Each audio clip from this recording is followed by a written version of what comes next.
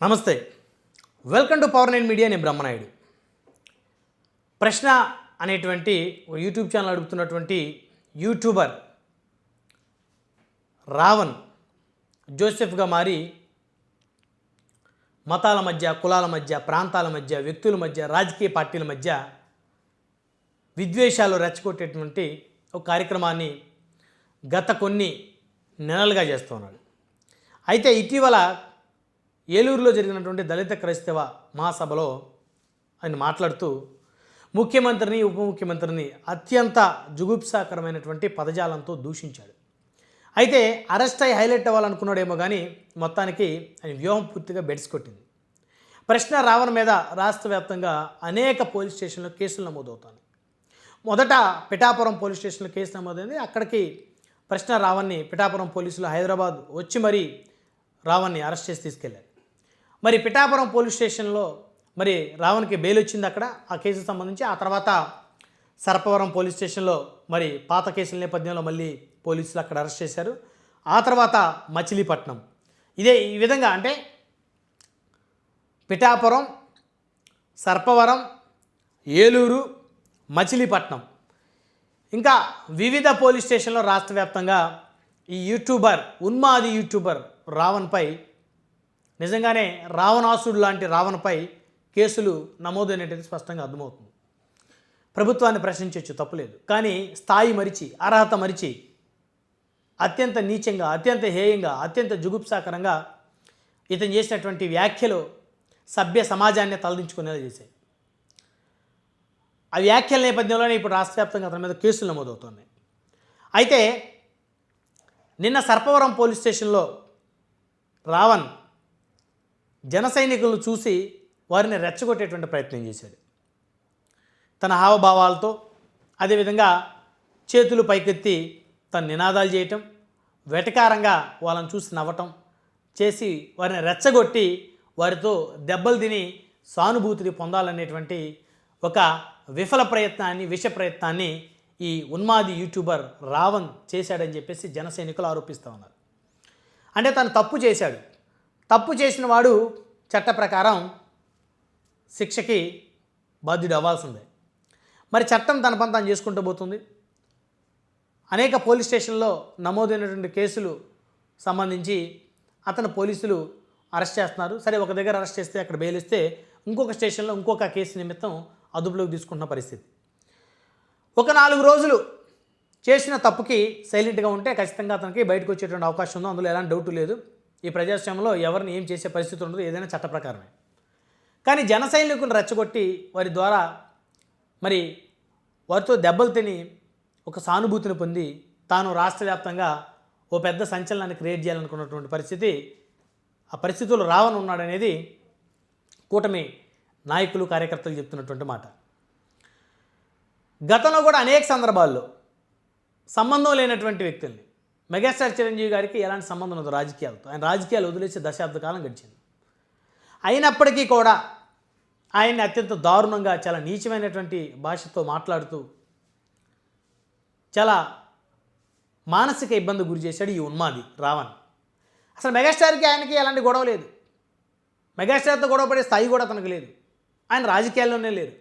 అంటే సౌమ్యుడు, సెన్సిటివ్గా ఉంటాడు. ఆయన తిట్టి మైలేజ్ పొందొచ్చు, దాని ద్వారా సోషల్ మీడియాలో ట్రోల్ అవ్వచ్చు, తన ఛానల్ హైప్ చేసుకోవచ్చు అనేటువంటి ఒక ఉన్మాదాన్ని తలకెత్తుకున్నటువంటి ఈ ఉన్మాది రావణాసుడు అనేటువంటి రావణ్ జోసెఫ్గా మారి మరి హిందూ దేవుళ్ళ సైతం కూడా దూషించడం మొదలుపెట్టి పిచ్చి పరాకాష్ఠ చేసినటువంటి పరిస్థితి.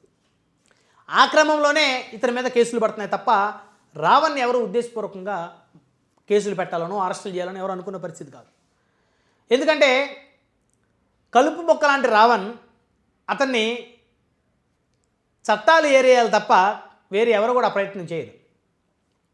అతని మీద పగ తీర్చుకునేటువంటి పరిస్థితి కానీ, అతను చెప్తే కనీసం 4 ఓట్లు పడేటువంటి పరిస్థితి కానీ ఆంధ్రప్రదేశ్లో లేదు, తెలంగాణలో లేదు. మరి అలాంటి రావణ్ చేస్తున్నటువంటి కామెంట్స్ మరి ఎన్ని సంవత్సరాలుగా అతను మాట్లాడుతున్నా అతన్ని నిలువరించే ప్రయత్నం కూడా ఎవరో చేయకపోగా ఇంకా ఎంకరేజ్ చేస్తున్నటువంటి పరిస్థితులు. చివరికి ఇప్పుడు ప్రతి పోలీస్ స్టేషన్లో అతను హాజరవ్వాల్సిన పరిస్థితి. ప్రతి పోలీస్ స్టేషన్ దగ్గర వందలాదిగా, వేలాదిగా జనసేన కార్యకర్తలు గుమిగూడుతున్న పరిస్థితి. వారిని చూసి తను రెచ్చగొట్టడం, రెచ్చగొట్టిన క్రమంలో కొంతమంది ఆగ్రహావేశానికి లోనైనటువంటి జన సైనికులు అతన్ని కొట్టాలనే ప్రయత్నం చేయటం, పోలీసులు అడ్డుకోవటం, ఇదే జరుగుతుంది.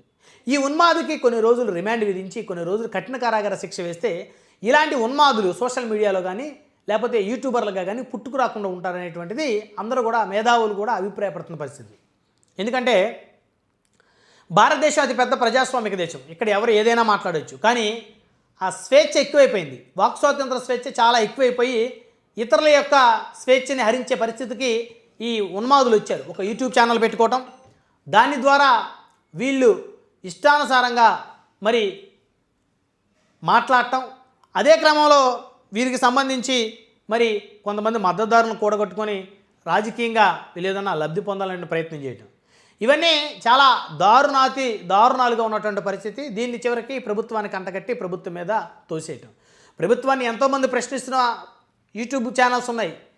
ఇప్పుడు మన డిజిటల్ మీడియా, మన యూట్యూబ్ ఛానల్ పవర్ నేను కూడా అనేక సందర్భాల్లో ప్రభుత్వంలో ఉన్న పెద్దలు చేసినటువంటి తప్పును మనం ప్రశ్నించాం, బాధితులు ఇస్తే వారితో ఇంటర్వ్యూలు తీసాం, అవన్నీ పబ్లిక్లో టెలికాస్ట్ చేసాం, ప్రజలు డిసైడ్ చేస్తారని చెప్పాం.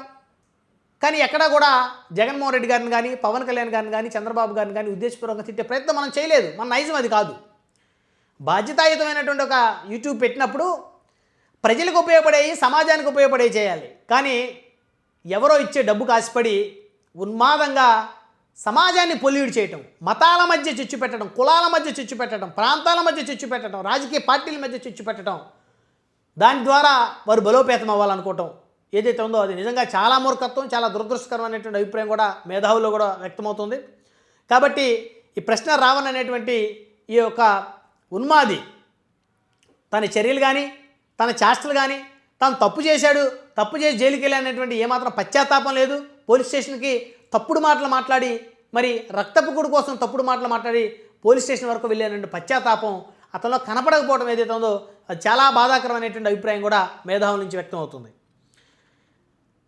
ఇకపోతే ప్రతి పోలీస్ స్టేషన్ దగ్గర ఉన్నటువంటి జన సైనికుల్ని వారు నిరసన తెలుపుతున్నటువంటి క్రమంలో వారిని రెచ్చగొట్టడం, వారిని రెచ్చగొట్టి వారి ద్వారా వారితో దెబ్బలు తిని మైలేజ్ పొందాలనేటువంటి ఒక విఫల ప్రయత్నం చేయటం, ఇవన్నీ కూడా ప్రభుత్వం కఠినంగా చర్యలు తీసుకోవాల్సిన అవసరం ఉంది. ఎవరైనా ప్రభుత్వాన్ని ప్రశ్నించవచ్చు.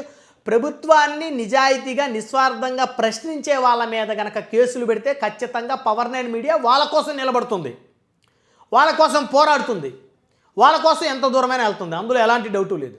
కానీ ఒళ్ళు కొవ్వెక్కి బుద్ధి గడ్డి తిని సమాజంలో విద్వేషాలు చెలరేగే విధంగా మాట్లాడి మరి చట్టం యొక్క ఆగ్రహానికి గురయ్యేటువంటి ఇలాంటి ఉన్మాదులు అరెస్ట్ అయినప్పుడు మళ్ళాంటి బాధ్యతాయుతమైనటువంటి మీడియా వ్యవస్థలో యూట్యూబ్ ఛానల్స్, డిజిటల్ మీడియాలు బాధ్యతతో వ్యవహరించాలి. ఇలాంటి కలుపు ముక్కలు ఎంకరేజ్ చేస్తే ఇక ఊరికొకడు యూట్యూబ్ ఛానల్ పెట్టుకొని కేవలం బూతులు మాట్లాడటమే, ప్రభుత్వంలో ఉన్న పెద్దల బూతులు మాట్లాడితే ప్రభుత్వాన్ని మాట్లాడినట్టే, ప్రజలు మాట్లాడినట్టే, ముఖ్యమంత్రినో ఉప ముఖ్యమంత్రినో హోంమంత్రినో శంకిస్తే ప్రజలను శంకించినట్టే. అది కూడా ఎలాగ ఉండాలి? బాధ్యతాయుతంగా ఉండాలి. వాళ్ళు చేసిన తప్పును ఆధారాలు సహా బయట పెడితే అందరూ స్వాగతిస్తారు. అప్పుడు ప్రజల రియల్ హీరో అవ్వచ్చు. కానీ ఈ విధంగా చేయటం వల్ల ఖచ్చితంగా వారి భవిష్యత్తు కూడా ప్రమాదం ఏర్పడేటువంటి పరిస్థితి ఉంటుంది. కాబట్టి ఇలాంటి ఉన్మాదుల్ని న్యాయస్థానాలు కూడా దీని మీద కఠినంగా వ్యవహరిస్తే ఇలాంటి ఉన్మాదులు పుట్టుకు రాకుండా ఉంటారనేటువంటి అభిప్రాయం కూడా మేధావులు వ్యక్తం చేస్తున్నారు.